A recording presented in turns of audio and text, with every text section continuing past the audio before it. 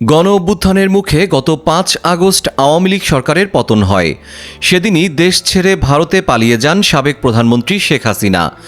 এরপর অন্তর্বর্তী সরকার ক্ষমতায় এলে তার দলের অনেক নেতা গোপনে দেশ ছেড়েছেন। এরপর আওয়ামী লীগের প্রথম সারির নেতাদের নিয়ে নানা জল্পনা কল্পনা শুরু হয়। এরপর দীর্ঘ এক মাস পর চলতি মাসের শুরুর দিকে ভারতের নিজামুদ্দিন আউলিয়ার দরগাহে নারায়ণগঞ্জের সবচেয়ে আলোচিত নেতা ও সাবেক সংসদ সদস্য শামীম ওসমানকে পরিবারসহ দেখা যায়।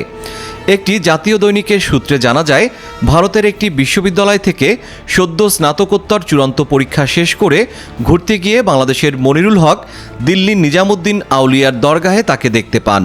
মনিরুল হক জানান, শেখ হাসিনার জন্য নিজামুদ্দিন আউলিয়ার দরগাহে দোয়া করান শামীম ওসমান। সে সময় তার পরিবারের কয়েকজন সদস্যও ছিলেন। ফ্রিল্যান্স ফটোগ্রাফার ও নির্মাতা মনিরুল হক সিকিম বিশ্ববিদ্যালয় থেকে স্নাতকোত্তর চূড়ান্ত পরীক্ষা দিয়ে বাংলাদেশে ফেরার আগে ভারতের বিভিন্ন জায়গা ঘোরেন। তিনি সেপ্টেম্বরের শুরুর দিকে একদিন সন্ধ্যায় নিজামুদ্দিনের দরগাহে বসেছিলেন। এ সময় হঠাৎ বাংলাদেশ শব্দ শুনে তাকালে দেখেন এক ব্যক্তি বাংলাদেশের নাম উচ্চারণ করে দোয়া করছেন। তখন সঙ্গে সঙ্গে মোবাইলের ক্যামেরা চালু করে ভিডিও করা শুরু করেন তিনি। মনিরুল সেই ভিডিও গণমাধ্যমকে দিয়েছেন এবং ওই সময়ের বর্ণনা দিয়েছেন। ভিডিওর উর্দু ভাষার সেই দোয়া বাংলা করলে হয়, শামীম ওসমান সাহেবকে সালাম পৌঁছানোর সামর্থ্য দাও, শেখ হাসিনা সাহেবাকে শানদার সাফল্য দান করে বাংলাদেশে ফিরে যাওয়ার ভাগ্য দান করো। মনিরুল হক জানান, তিনি সেখানে শামীম ওসমানকে দেখে অবাক হন। ওই সময় শামীম ওসমানের সঙ্গে তার পরিবারের সম্ভবত আরও ৩ জন সদস্য ছিলেন। পরে তিনি শামীম ওসমানকে অনুসরণ করতে থাকেন।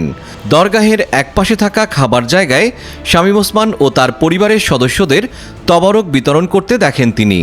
এমনকি যিনি দোয়া পড়ছিলেন তাকে টাকাও দিতে দেখেন। মনিরুলের দাবি, শামীম ওসমানের সঙ্গে তার একবার চোখাচোখি হয়, তবে কোনো বাক্য বিনিময় হয়নি। শামীম ওসমানকে দেখে হতাশ মনে হয়েছিল বলেও জানান বাংলাদেশি এই শিক্ষার্থী।